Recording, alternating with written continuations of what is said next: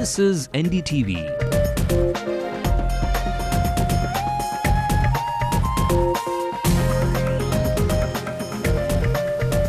And you're watching NDTV Hindu.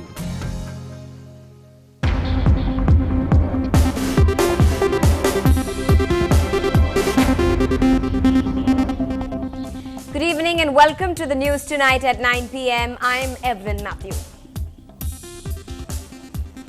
I'm Shabir Ahmed and I'll bring you all the latest on the mood among the Congress workers. Right, plenty coming your way in the next 30 minutes. Let's take a quick look at our top stories. A hopeful chief of the State Congress Committee gears up his Tamil brethren for 2011, gives Tamil Nadu a pat on the back. I'm sure with the active cooperation of the DMK, this alliance will bag more votes and more seats. An angry Amma lashes out at the ruling party for attacks on her party men. If it continues, she threatens action. The Pala riverbed is on the verge of disappearing as extensive illegal sand quarrying is caught on our cameras. Locals say that illegal quarrying of sand, this valuable sand, has been happening for over 7 years now.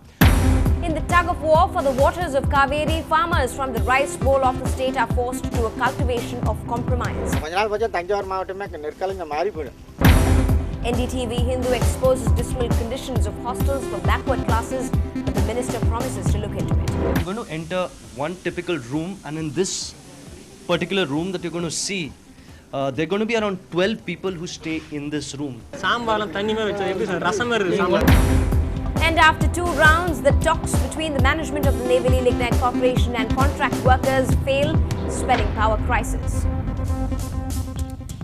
A quick scan of our top national stories as well. 12 days to go before the Commonwealth Games begin. A foot overbridge under construction meant for athletes comes down crumbling. In a major embarrassment for India, the Games Federation bosses read out the Riot Act. The government puts up a brave face. While the BJP says reaching out to the separatists was a personal and not a collective decision, the CPN confirms everyone was on board. Floods caused devastation in Uttarakhand. 76 people died, several are still missing. And the Sensex crosses 20,000 while the Nifty crosses the 6,000 mark for the first time since January 2008. The Congress in the state had a visitor today who gave them the much-needed boost after the recent spate of mudslinging we've been seeing. The minister in charge of the Tamil Nadu Congress Committee, Gulab Nabi Azad, attended the party's executive meeting today. The state calling out to his party workers. He asked them to gear up in full swing for the 2011 polls. He has also told several Congress leaders in the state that their preparations ahead at this point will guarantee more votes and more seats. He added that unprecedented welfare measures have also been carried out by both the state of Tamil Nadu and the central government. Now barely 5 months are left for the assembly election. So we have to strengthen our party. And I'm sure with the active cooperation of the DMK, this alliance will bag more votes and more seats than we begged last time, because a lot of work has been done. And for a quick insight into that story, our political reporter Shabir Ahmed now joins us live from our Hindu studios. Shabir, does it now mean that it's more or less a seat of comfort for the DMK, the ruling party? Yes, definitely, because Ghulam Nabi Azad has once again reiterated that the ties with the DMK is extremely strong, and they will be facing the 2011 assembly elections together, and he has also set the clock ticking for the Congress Congress workers in the state to gear up for the polls. And also very clearly he has set an agenda for the Congress here, saying that reach out to people with the welfare measures and the welfare schemes that has been offered by both the central and the state government. In fact, taking into account the kind of welfare measures Tamil Nadu government has offered for the state in the past 4 years, the Congress is extremely comfortable. And also but at the ground level, the party workers have quite high hopes ahead of the 2011 assembly elections. In fact, they have been demanding that the Congress should ask for more number of seats from the DMK this time, and also power share in the government, Evelyn.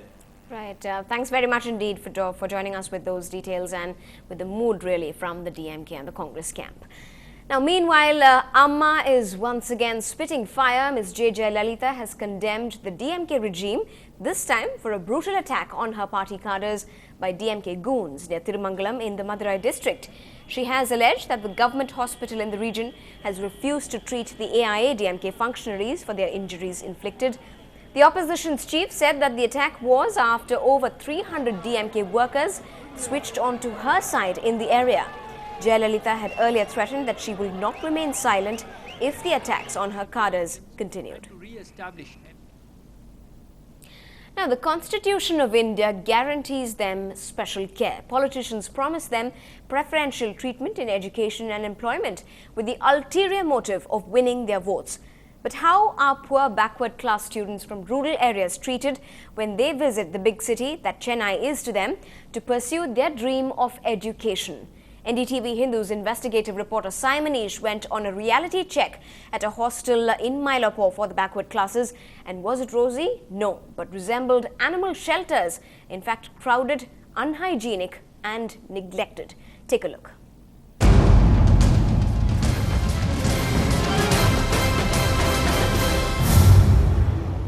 The backward caste hostel in Mylapore. 100 students from poor families, all belonging to backward castes, stay here. Inside, it's no better than a hellhole. I'm standing here inside the government hostel for boys. Boys come here from all the districts of Tamil Nadu, from different villages in Tamil Nadu to pursue their dreams and education here in Chennai. Now I'm inside one of these hostels. As you can see, it's 3 in the afternoon and it already looks like it's midnight. It's almost dark inside. Now what you're going to see right now is going to shock you a bit, because I'm going to enter one typical room, and in this particular room that you're going to see, there are going to be around 12 people who stay in this room. There are 12 people who stay in this room. It's already 3 in the afternoon, but you can see how dark, dingy it is. It's quite humid as well. I've been here 5 minutes, but I'm already perspiring. Here is the first room. Here's the second room. And imagine 12 people staying in this room. Apart from that, of course, the kitchen, which usually should serve as a place for cooking, has been converted into another room. So barely a room of something around 200 square feet, 200 to 250 square feet, housing 12 students. A typical picture of apathy here, without the government even realizing the conditions in which these students are pursuing their education. 12 students in a space not even fit for 2. Wait, there's more. The makeshift kitchen is a multi-purpose garbage dump. Food is cooked right next to the garbage, and with the same water that's used for washing clothes and bathing, because this water tank has been abandoned for 3 years. Kitchen எல்லாம் இதே மாதிரி கிச்சனில் மாத்திரம் இவ்வளோ ரிட்டையர்டாக இருக்க kitchen வந்து காலி பண்ண பில்டிங் இப்படி தான் இருக்கும். எல்லாம் கஷ்டப்பட்டு எல்லாம் படிக்கணுங்கிற ஒரு நோக்கத்தில் இங்கேருந்து எல்லாம் வயசு காலம் கடந்து கூட வந்து இங்கே வந்து படிக்கிறாங்க. ஏதோ கவர்மெண்ட் ஃப்ரீ ஹாஸ்டல் கிடைக்கிறதுனால வந்து படிக்கிறாங்க. ஒரு ரூமில் பார்த்தீங்கன்னா 13-14 பேர் போடுறாங்க.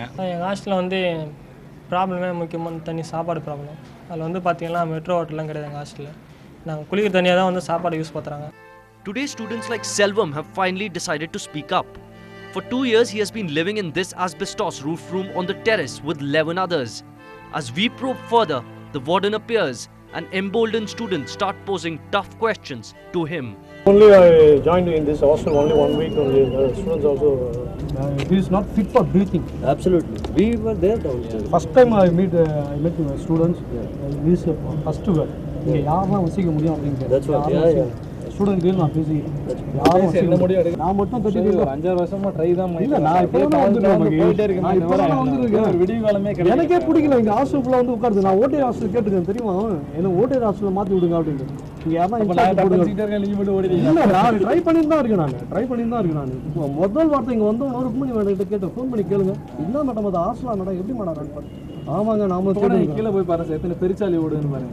அது கூட தானே வசிச்சு நிற்கிறேன். எத்தனை பெருச்சாலி ஓடுது சார். அந்த 7th ரூம்ல போய் நிற்கிறேன். ஒரு 5 நிமிஷம் நின்று பாருங்க சார். அப்படியே வேர்த்து கொட்டுங்க. அந்த மேலே போய் பாருங்க எப்படி கீழே போயிட்டு சாப்பாடு வர மாட்டேங்குது. நைட் வந்து 8 மணில சாப்பாடு உப்பு தண்ணி தான் சார் செய்யறாங்க. மாசமா அந்த மெட்ரோ டேங்க் நான் வச்சுக்கிட்டாங்க. இன்னும் ஒரு வாரத்துக்கு நாத்தடி சார் அங்க கீழே சாம்பார்லாம் தண்ணிமே வச்சா எப்படி சார் ரசம் இருக்கு. 1.5 கிலோ பருப்பு தரேன் நீங்க. 3 பேருக்கு தேவையான அவரே சொல்றீங்க. சொன்னா நீங்க நாங்க எத்தனை வருஷம் 10 வருஷமா இங்க வரைக்கும் வந்து வேலை செய்றேன். அந்த 5 வருஷம் ஆச்சு சொன்னா நீங்க. நான் வந்து ஒரு மாசம் ஆகுது.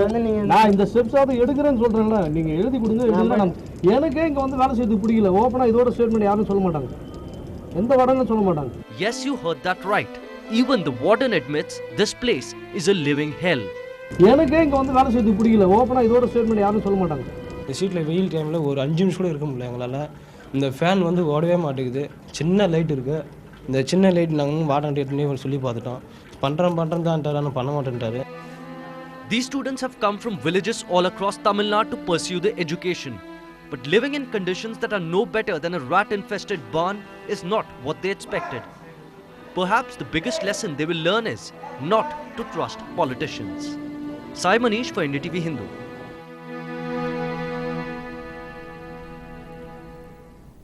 Meanwhile, the Minister for Backward Classes in the state has told NDTV Hindu that he has sought a detailed report from the Secretary in the Backward Classes Department over the functioning of that particular hostel.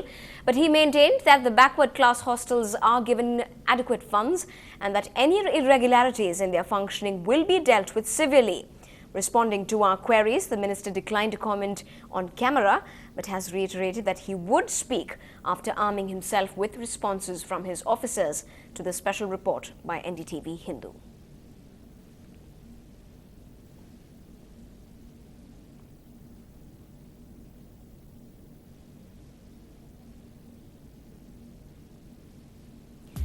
This is News Tonight. Still ahead on the bulletin, it's perhaps a last look at the beautiful sand dunes off the Parla riverbed. A road to extinction lies ahead.